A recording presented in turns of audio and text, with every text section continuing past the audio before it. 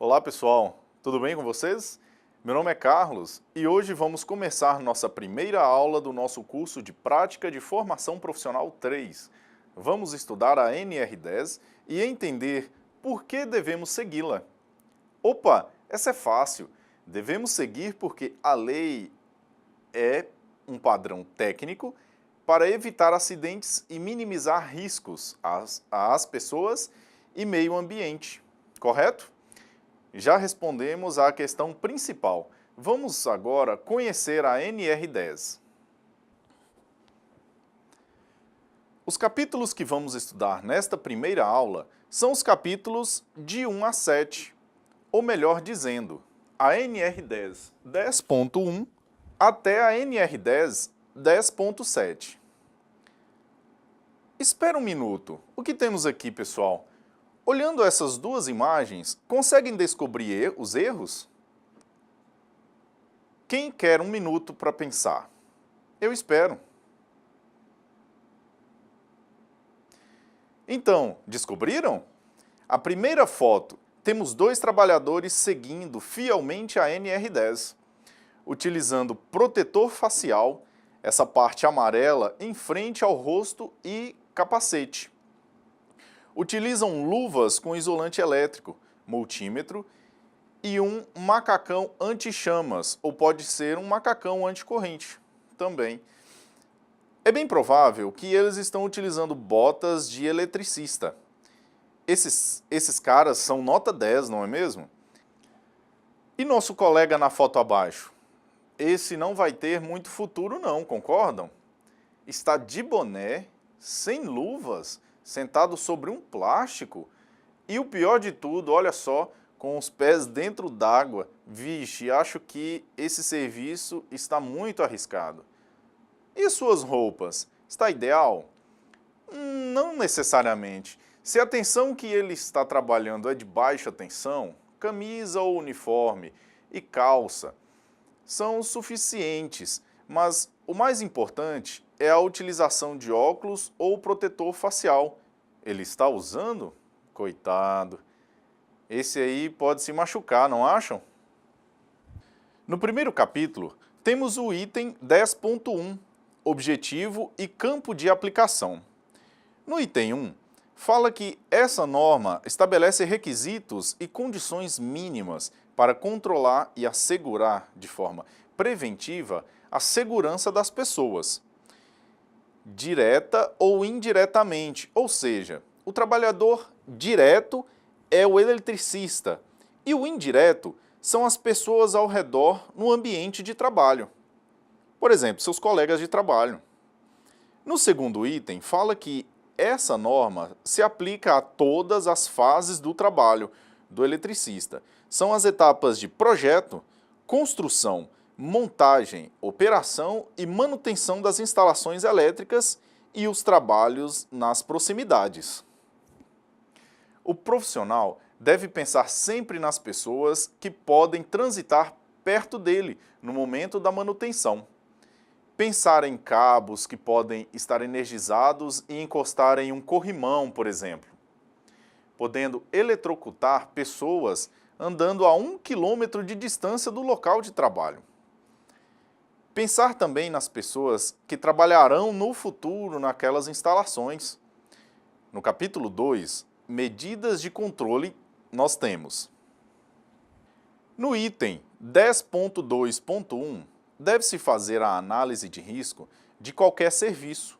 Isso porque o profissional deve estudar todos os riscos que possam acontecer numa manutenção ou instalação. No 10.2.2, as medidas de segurança adotadas na análise de risco devem integrar as medidas da empresa. Um profissional deve informar à empresa todos os cuidados que todos devem ter. Por exemplo, nenhuma pessoa é autorizada a abrir um painel elétrico. No item 10.2.3, as empresas devem manter os desenhos elétricos atualizados. Isso para informar a qualquer outro profissional das cargas, qual fio é qual e sobre o que está instalado. Já nos itens de 10.2.4 de A a B e 10.2.7, empresas com cargas de trabalho superior a 75 kW devem ter procedimentos rigorosos de proteção coletiva e individual, pessoal treinado, documentação atualizada, contendo todas as configurações de fábrica, resultados de testes, certificados e relatórios. Além disso, todas as atividades técnicas devem ser feitas por profissional legalmente habilitado. É muito importante que a empresa tenha procedimentos de segurança, socorristas em casos de acidente, orientar as pessoas que não se pode tocar em nenhuma outra pessoa que esteja trabalhando na eletricidade, ou em caso de algum acidente, por exemplo, que esteja sendo eletrocutada, a pessoa que tentar salvá-la será eletrocutada também. Sendo muito importante que essas instruções e todos os documentos e serviços sejam feitos por um engenheiro ou técnico eletricista, pois são pessoas habilitadas. Pessoal, o supervisor da empresa é habilitado? Se ele for eletricista ou engenheiro com certificação NR10, sim. Caso contrário, ele não é autorizado. Lembrando que a NR10 é um curso que tem certificado. Nesse curso, estamos aprendendo sobre ela. Não tem certificado legal, ok? No item 10.2.8, fala que o profissional deve ter medidas de proteção coletiva e pensar em todos os cuidados com as pessoas à volta. E no item 10.2.9, o profissional deve ter medidas de proteção individual e pensar em sua própria segurança. Esses dois itens são muito importantes. Por exemplo, um eletricista deve escrever um procedimento que é uma instrução para as outras pessoas na empresa.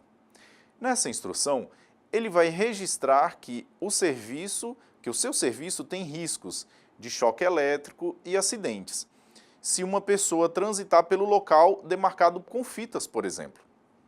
Deve descrever que todos devem usar botinas ou que todos devem permanecer fora do prédio, pois há risco de choque ou explosão, por exemplo. Vocês entenderam? Pense que um eletricista está trabalhando em um painel perto de uma escada de ferro. As pessoas não podem ficar passando livremente, não é?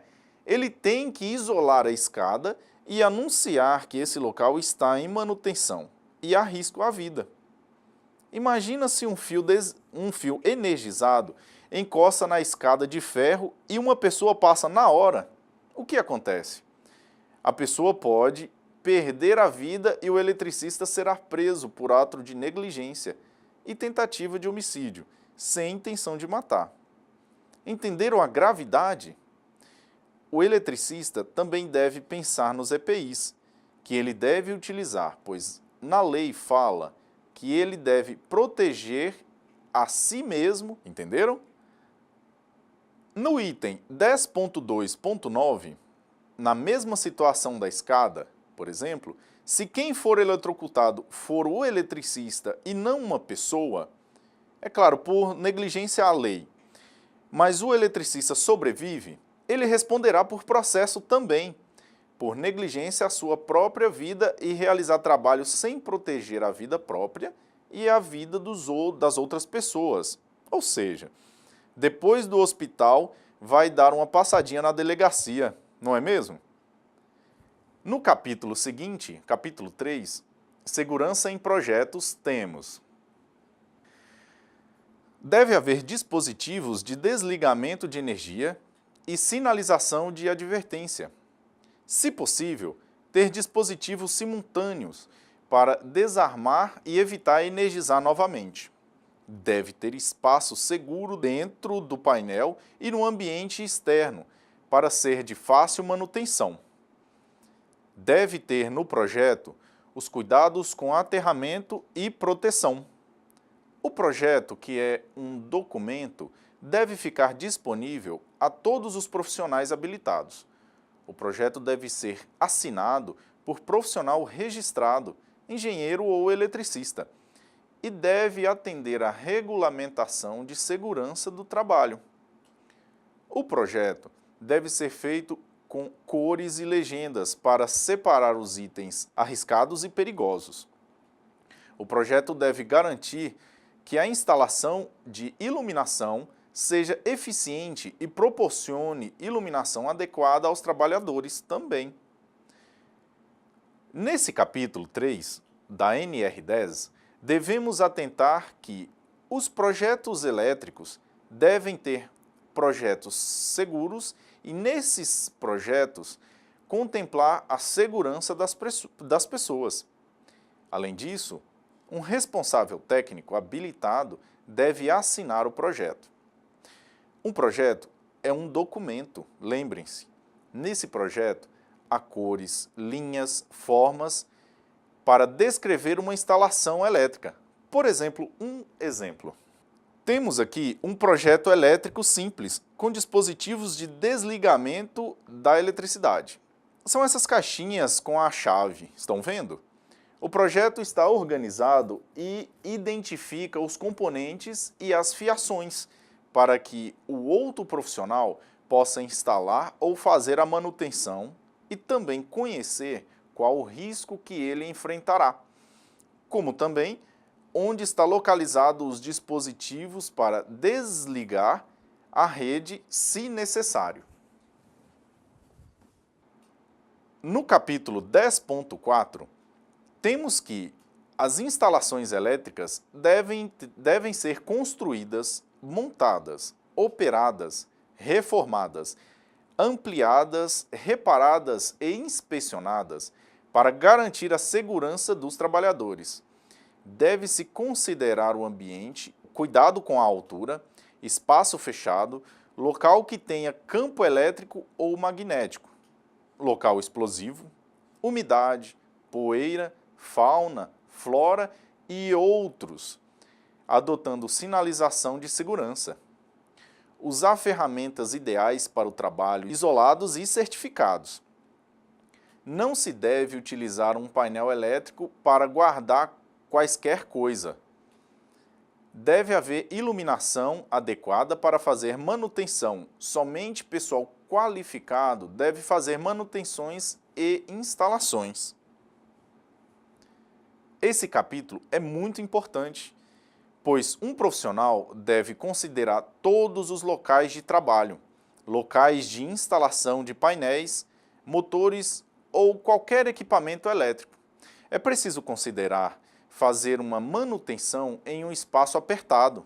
Imagine trocar um elemento elétrico dentro de um barril, perceberam? E se o ambiente for explosivo? Trocar uma contatora sem desligar a rede elétrica. Ela vai gerar uma faísca e cabum! E se houver uma mata seca ao arredor de uma estação elétrica e crianças brincando nessa mata? Uma faísca pode gerar uma queimada e todos correrem riscos. Vocês, além disso, percebem que a todo momento é citado na norma a necessidade de um profissional habilitado? Pois é, seu Zé da borracharia pode saber instalar um fio do chuveiro, mas ele não pode fazer isso? Pensem bem. Vamos para o próximo capítulo, o 10.5. Segurança nas instalações elétricas desenergizadas. Uma instalação elétrica é considerada desenergizada se for respeitado a seguinte sequência. 1. Desligamento da rede através da chave seccionadora, impedindo a energização. Na indústria, comércio ou residência, há chaves que desligam a energia. São elas disjuntores, chaves seccionadoras ou o padrão geral. Número 2. Com o multímetro, constatar que não há energia. Tem que testar para ter certeza que está desenergizado. Número 3. Instalação de aterradores temporários. Isso para descarregar alguma carga existente, em capacitores, por exemplo. 3. Instalação de aterradores temporários. Isso para descarregar alguma carga existência em capacitores, por exemplo. Descarregando para o solo para evitar choques mesmo com a rede desligada. Número 4. Proteção dos elementos energizados próximos, isolando painéis ou até fiação que ainda esteja ligada. E 5. Sinalização para impedir energização. Isso para impedir que pessoas não autorizadas ou até mesmo outros eletricistas possam ligar a energia por engano. Pessoal, é muito simples. Uma rede elétrica não está desligada se você não seguir esses procedimentos. Por quê? Simples. Você, como profissional, deve garantir a sua segurança e a segurança das pessoas. Por isso, todos os esforços são, por lei, necessários para que você não se machuque ou alguém não autorizado ou até mesmo um colega de trabalho se machuque ou machuque a você mesmo por acidente. Lembrem-se, a justiça irá até você se um acidente acontecer. No próximo capítulo é 10.6, Segurança em instalações elétricas energizadas. É possível que profissionais tenham que fazer manutenções com a rede energizada, o que é bastante arriscado e perigoso. Por isso, é necessário saber o que tem na norma. Vamos lá? Os trabalhadores capacitados devem receber treinamento especial em instalações energizadas. Esse treinamento está também na NR10, mas em cursos mais avançados, que não é o nosso caso. Como a rede estará energizada, uma pessoa qualquer poderá ligar e desligar uma lâmpada, por exemplo, ligar equipamentos, mesmo com o eletricista trabalhando na estação energizada. Mas lembrem-se, são operações elementares, como diz na lei, como acender uma lâmpada, utensílios de casa ou escritório ou equipamentos simples. Qualquer atividade próxima à área de instalação energizada pode ser suspensa se o eletricista identificar que essa atividade pode haver riscos para si próprio ou para outras pessoas. É sempre necessário fazer uma análise dos riscos que podem ocorrer com manutenções ou instalações em redes energizadas. É dever do profissional identificar uma área de risco próximo a uma instalação elétrica. Por exemplo, vocês fariam uma instalação elétrica próximo a criança jogando bola, se essa instalação estivesse ligada? É necessário pedir que as crianças saiam, não é mesmo? Outro exemplo, um eletricista poderia fazer uma instalação em um painel energizado próximo a uma escada rolante de um shopping, sabendo que a escada rolante é de condutor de eletricidade? Não é, pessoal? Vai machucar muita gente e uma viatura policial vai aparecer até mais rápido que a ambulância. Lembrem-se que essa parte da norma é dedicada a áreas que a energia não pode ser cortada. Mais um exemplo, um hospital. Eletricistas de hospital trabalham sempre com os painéis ligados, pois os equipamentos dos pacientes não podem desligar. Então, no último capítulo dessa aula, 10.7, Trabalhos envolvendo alta tensão, vamos ter uma noção rápida de uma atividade muito técnica e arriscada. Somente pessoal muito treinado deve fazer manutenção e instalação em redes de alta tensão. Lembrando que essas redes geralmente não podem ser desligadas. Os trabalhadores autorizados a fazer manutenção em alta tensão devem fazer treinamento específico. Para essas atividades, nunca se pode fazer individualmente. É necessário um colega ou uma equipe inteira. Uma análise deve ser feita sempre que houver serviços em alta tensão, para garantir a segurança e minimizar os riscos de acidentes. Lembram-se da análise de risco? Todos os riscos e possíveis riscos devem ser pensados, até mesmo nos elefantes voadores que estão por perto, se for possível, é claro. Somente um profissional autorizado deve assinar e autorizar o serviço. Todas as ferramentas e produtos que são destinados à instalação e manutenção em estações de alta tensão devem ser certificados. Para esse tipo de serviço, somente ferramentas e peças originais e devidamente testadas pelo fabricante devem ser usadas. Geralmente, essas ferramentas acompanham um certificado do fabricante. O trabalhador autorizado deve ter comunicação eficiente com os outros membros da equipe. Podem utilizar comunicadores a rádio e uma observação: celulares não são recomendados devido ao tipo de bateria, pode gerar explosão. É isso aí. Leiam a norma novamente para vocês revisarem o que aprendemos em sala de aula. É muito importante que saibam dessa lei e dos cuidados. Um profissional que conhece e respeita a normativa regulamentadora tem credibilidade e é facilmente contratado no mercado.